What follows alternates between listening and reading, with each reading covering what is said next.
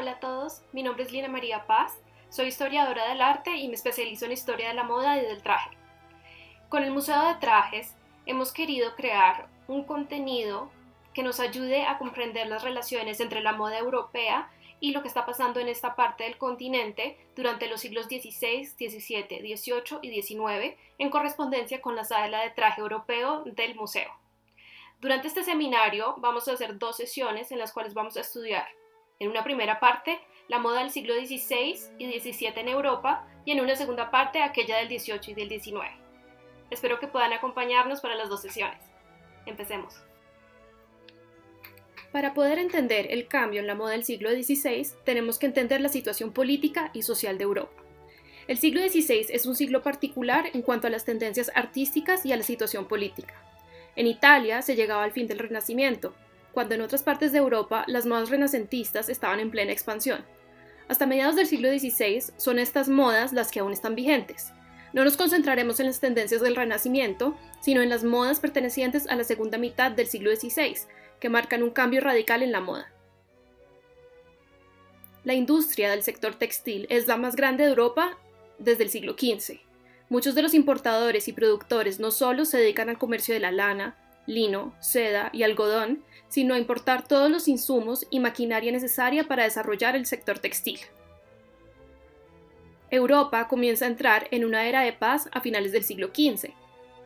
Es en este momento en donde podemos hablar de verdaderos estados en forma de monarquías centralizadas. En 1519, Carlos I de España, príncipe de la casa Habsburgo, es elegido como emperador bajo el nombre de Carlos V.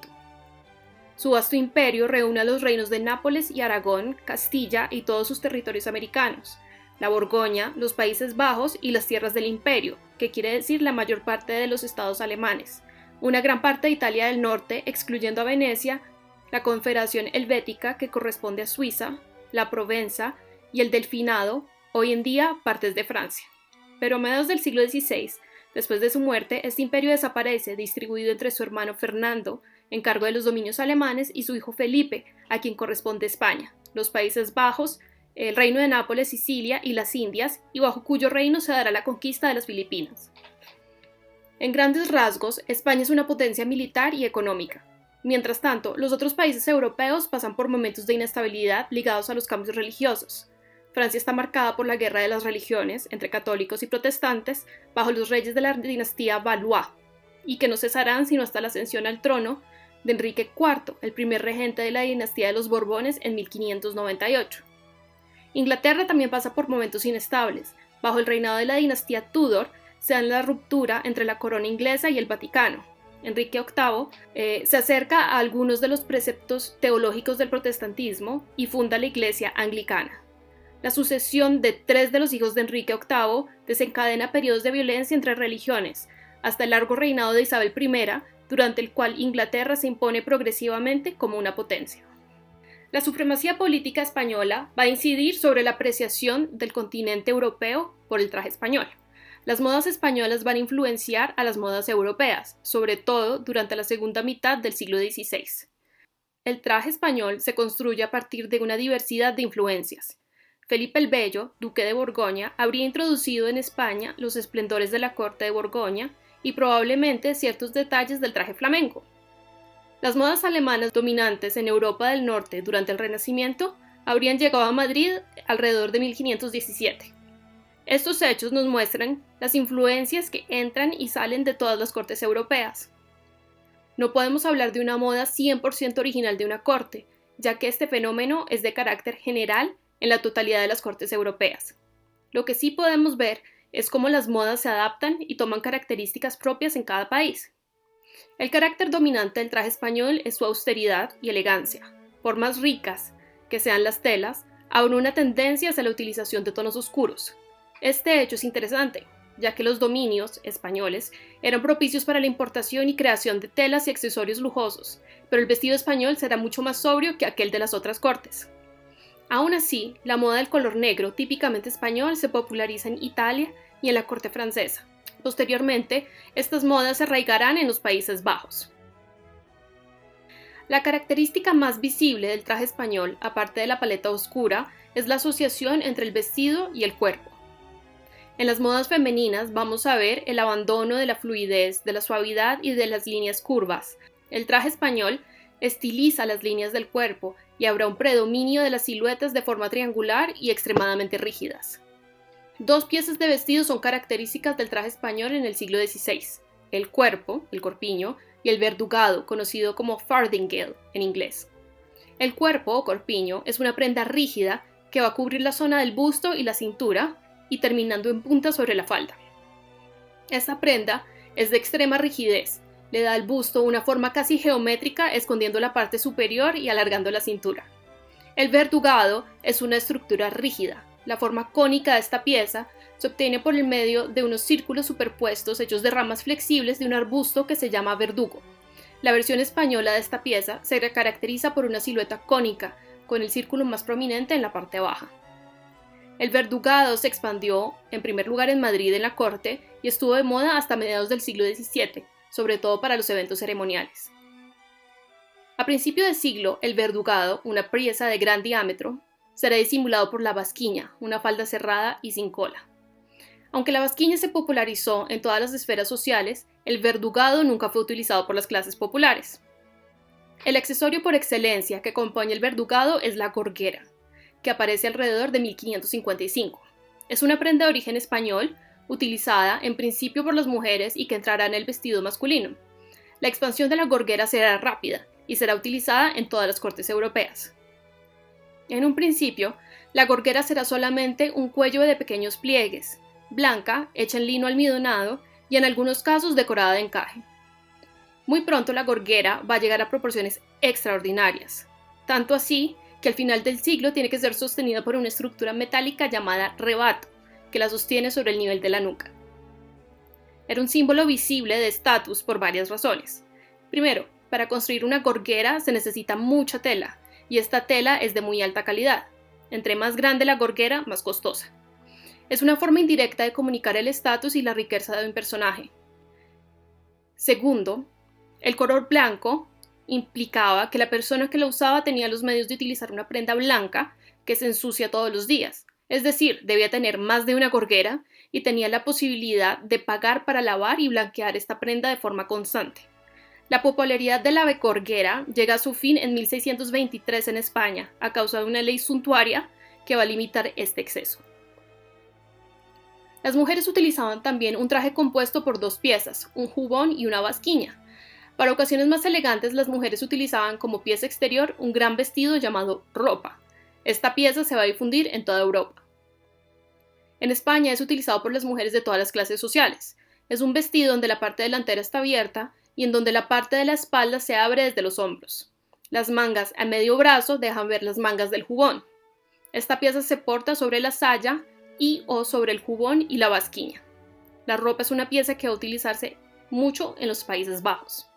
Los otros países europeos van a utilizar variantes de estas prendas. En la primera parte del siglo XVI, las modas francesas estarán fuertemente influenciadas por las tendencias italianas. No olvidemos que el rey Francisco I es considerado como aquel que introdujo el Renacimiento en Francia, aunque con características diferentes a aquellas de su contraparte italiana. El vestuario femenino va a tener un cambio significativo a mediados de siglo. Se pasa de un fasto de colores a una paleta oscura, en donde se imponen negros con realces dorados. El verdugado también hará su aparición en este momento. Pero a diferencia del español, que se utiliza muy poco en Francia, el verdugado francés ayuda a la creación de una silueta que, si bien aún rígida en la parte superior, muestra más soltura en la inferior. La forma del verdugado francés es muy diferente. Lo podemos definir como un cojín en forma cilíndrica que se va a utilizar al nivel de la cadera para crear una caída recta de la falda en una forma circular. La silueta en general del vestido francés es más voluminosa. El cuerpo consiste en una parte delantera rígida y terminada en punta, con mangas amplias y terminadas en puños estrechos que dejan ver la decoración de la camisa de encaje, mientras que la parte inferior consiste en una sobrefalda abierta sobre una falda inferior. La gorguera en Francia comienza a agrandarse de manera desproporcionada y mutará hacia una forma particular llamada el cuello a la Médicis. Este nuevo cuello permite dejar visible la parte del escote y es sostenido por esta armazón de la que hablábamos metálica, que permite crear cuellos muy altos que enmarcan la cara. Estas influencias españolas y francesas serán copiadas en Inglaterra. No olvidemos que la reina María I, hija de Enrique VIII, estaba casada con Felipe II, el futuro rey de España, así que la presencia de delegaciones y de modas españolas estaba presente en la corte inglesa. En Inglaterra se impone el verdugado francés, así como otra variación de esta prenda en forma de tambor plano. Los grandes excesos se harán más que en las formas de la prenda. También se hará sobre la decoración bordada sobre los vestidos, así como sobre las gorgueras, que presentarán múltiples avatares. El traje masculino se ve altamente influenciado por las modas extranjeras, pero la característica principal es que el traje español es extremadamente austero, aún más en el caso de los hombres. El calzón abombado, denominado greguesco, y decorado de acuchilladas fue muy popular en España antes de serlo en Europa. Las acuchilladas eran un sistema en donde había dos telas contrastantes superpuestas. En la tela superior se hacían cortes y se sacaba la tela interior. Esta decoración se utilizaba en las mangas, calzones y hasta en zapatos. A pesar de una temprana utilización en Europa, las acuchilladas se utilizan muy poco en España, a diferencia de las otras cortes, y serán prohibidas definitivamente por las Cortes de Valladolid en 1538. Un elemento visible y simbólico es la bragueta abultada. Este elemento exagera los atributos masculinos como un símbolo de virilidad y estará a la moda hasta finales del siglo. La parte superior del cuerpo estará cubierta por una prenda llamada el jubón. Esta especie de chaqueta ceñida da un efecto de volumen al pecho. La parte delantera es curva para darle un aspecto abombado al pecho. Y para lograr esta forma, el jubón está relleno de lana o algodón. Esta prenda se inspira en el traje militar, ya que en principio el jubón era una prenda destinada a ser utilizada debajo de la armadura para proteger el cuerpo del metal. La moda del momento prefiere los trajes cortos, colgando sobre las espaldas. La capa semicircular se distingue por la adición de un capuchón que distingue a la moda masculina española. El satín, bastante precioso y delicado, que se utilizaba para los zapatos, será reemplazado por el cuero a partir de 1570. Curiosamente, las botas altas parecen ser de origen específicamente español. El sombrero masculino, que será plano hasta 1580, se adaptará a las modas italianas. Este nuevo sombrero será alto, rígido y decorado en el lado izquierdo por un penacho de origen francés. Durante la primera mitad del siglo se utilizaba aún el cuello cuadrado del siglo XV, pero hacia 1515 se transforma en un cuello bandeja y poco a poco comenzará a cerrarse y a subir para crear un cuello alto y cerrado de carácter puramente español. En Francia, la influencia española en el traje de corte masculino es visible en la utilización del negro y dorado, así como en la implementación de la gorguera. Pero la moda francesa tiende a inspirarse de la moda de otras cortes europeas, creando una combinación particular de diferentes tendencias bajo un sello francés. El calzón va a ser uno de los elementos en los cuales se incorporará la fantasía y existen muchas variantes en cuanto a la forma y materiales utilizados. Existirán ejemplos de calzones extremadamente cortos, así como calzones largos que llegarán hasta el nivel de la rodilla. Los estilos serán abombados, pero con mayores o menores volúmenes. Habrá estilos de calzones adornados de acuchilladas y a final de siglo otros llamados calzones a la griega, que consisten en dos capas, una inferior y una superior, que consisten de bandas ornamentadas que dejan ver la tela subyacente. Los sombreros serán planos y circulares, utilizados de medio lado. En Francia, la parte baja hacia la izquierda y adornados de joyas y de un penacho del lado derecho. Es en este momento en donde comenzamos a ver la utilización de la espada en el traje civil. En cuanto al calzado, aún subsisten las zapatillas acuchilladas. Inglaterra es un poco particular. Como mencionamos, las modas españolas llegan a través de la delegación española en tiempos de Enrique VIII, ya que su primera esposa fue Catalina de Aragón. Pero la influencia francesa también es fuerte, en parte debido a la rivalidad existente entre Enrique VIII y Francisco I de Francia, y por otra parte ya que la segunda esposa de Enrique VIII, Ana Bolena, vivió un largo periodo en la corte francesa.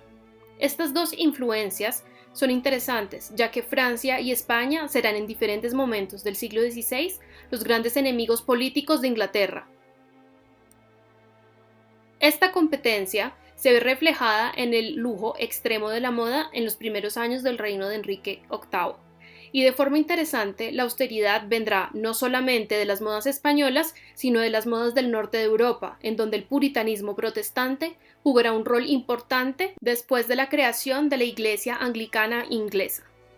El país continúa con esta tendencia durante el reino del hijo de Enrique VIII, y después de su muerte el país vuelve a bascular hacia el catolicismo durante el reinado de María I. El retorno al lujo se dará bajo el largo y próspero reino de Isabel I, que establece a Inglaterra como una potencia mundial. La influencia del traje español comenzará a declinar a final del siglo. España comienza a perder su dominio y poderío frente a las otras potencias europeas. De esta forma, las modas que van a prevalecer serán el traje holandés, ya que es un país que va a expandir su poderío a través de un sistema mercantil fuerte, y el traje francés gracias a la dominación militar y política del país galo. Moda en el siglo XVII. La situación política, extremadamente compleja durante el siglo XVII, va a marcar una evolución en la moda. Como mencionamos, Italia y España van a perder la supremacía política y serán Francia y Holanda los países que van a controlar los dominios mercantiles y militares. El siglo XVII está marcado por una mezcla de conflictos políticos y religiosos, que comienzan a finales del siglo XVI y que no terminarán hasta la segunda década del siglo XVIII. La influencia de las corrientes artísticas comienza a verse en el dominio del traje. A partir de 1625, el gusto por el barroco se hace evidente en el traje, desmesurado, lleno de movimientos y de detalles. El barroco italiano será reemplazado después de 1670 por la influencia del clasicismo francés, que por su parte buscará más simetría y claridad y será marcado por los reinos de Luis XIII y sobre todo por aquel de Luis XIV, el Rey Sol. Vamos a hablar de dos siluetas distintivas para el traje masculino y femenino. El traje masculino. Atrás queda la sobriedad del siglo XVI y se establece una extravagancia que durará hasta 1675. El jubón, terminado en punta, estará complementado por una serie de lengüetas. Esta pieza es bastante ajustada y se abotona en la parte delantera para dejar ver la chorrera o jabot, prenda que terminará por reemplazar a la gorguera.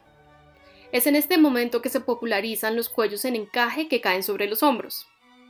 El cuerpo del jubón, así como las mangas, pueden presentar acuchilladas largas para dejar ver la camisa. Los puños del jubón se ajustan a la muñeca para dejar ver el encaje que sobresale de la camisa.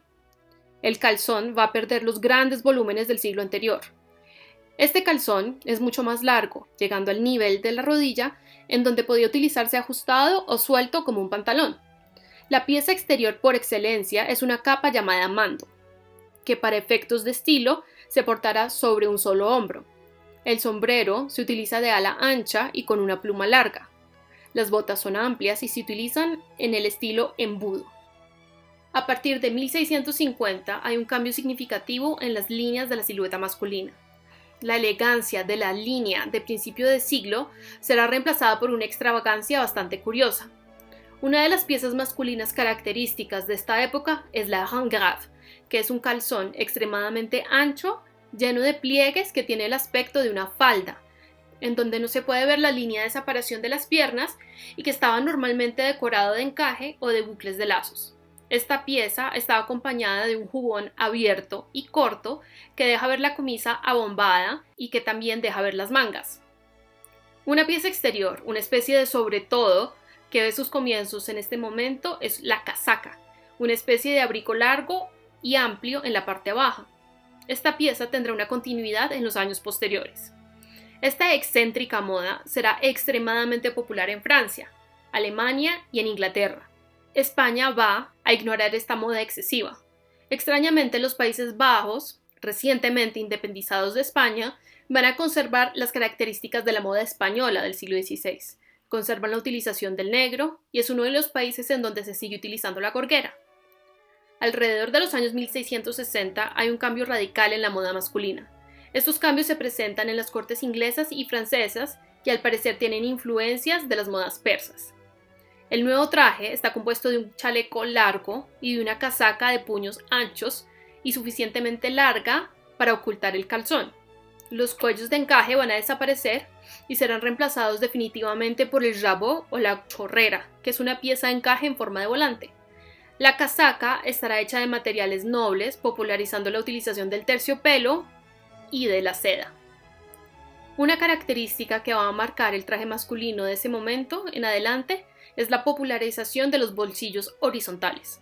Los accesorios del traje también se modifican. El sombrero sigue siendo de ala ancha, pero esta se utiliza levantada. Veremos en algunos casos la utilización del tricornio, que será una influencia del vestido militar. Se implementa la utilización de la peluca. Al principio de aspecto natural, esta comienza a ganar volumen. Se utiliza rizada y larga. Las botas serán relegadas solamente para la actividad de la equitación y los zapatos de hombre de punta cuadrada tendrán un tacón y una gran hebilla metálica. El traje femenino. En la moda femenina del siglo XVII también podemos decir que hay dos tipologías básicas, aquella de principios hasta mediados de siglo y un estilo posterior hasta el final del reino de Luis XIV. El segundo cuarto del siglo XVII es marcado por un retorno a la suavidad, un tanto más natural que la rigidez del siglo XVI. Los cuellos altos, encerrados por las gorgueras, dan paso a los cuellos caídos en encaje, que van a marcar los escotes, que son mucho más pronunciados, en bandeja, que van a descubrir el cuello, los hombros y parte del pecho. La única excepción a esto son los Países Bajos, en donde se siguen utilizando los cuellos altos y las gorgueras. El verdugado, en forma de tambor, sigue utilizándose creando un volumen en la parte alta de la falda. Una característica interesante de esta época será la implementación sistemática de la superposición de falda y sobrefalda. Es la base de las siluetas faro del siglo XVIII. La sobrefalda de la que hablamos tiene una forma más que todo de un sobrevestido con mangas, ciertas veces acuchilladas para dejar ver la prenda interior. El volumen se concentra en las mangas, que se rellenan con cojines de crin y en donde hay otro juego de superposición de capas. La parte delantera está cubierta por un plastrón rígido decorado. El abanico se transforma en un accesorio de alta alcurnia indispensable para toda dama de buena familia. El pelo se utiliza partido en la mitad, recogido en la parte de atrás con bucles a los lados de la cara. La moda femenina cambia, pero de forma mucho menos radical que la masculina. Notamos que el volumen al nivel de la cintura y de la falda misma comienza a disminuir, llevando a la popularización de una silueta más estrecha y suelta. La sobrefalda se recoge sobre la parte posterior del cuerpo para crear un volumen sobre la parte baja de la espalda, dejando la falda al descubierto.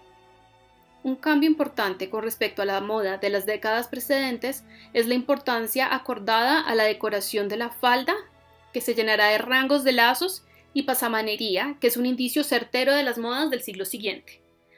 Las mangas pierden el volumen anterior, pero crean un estilo drapeado a nivel del codo, creando un marco para el esplendor del encaje.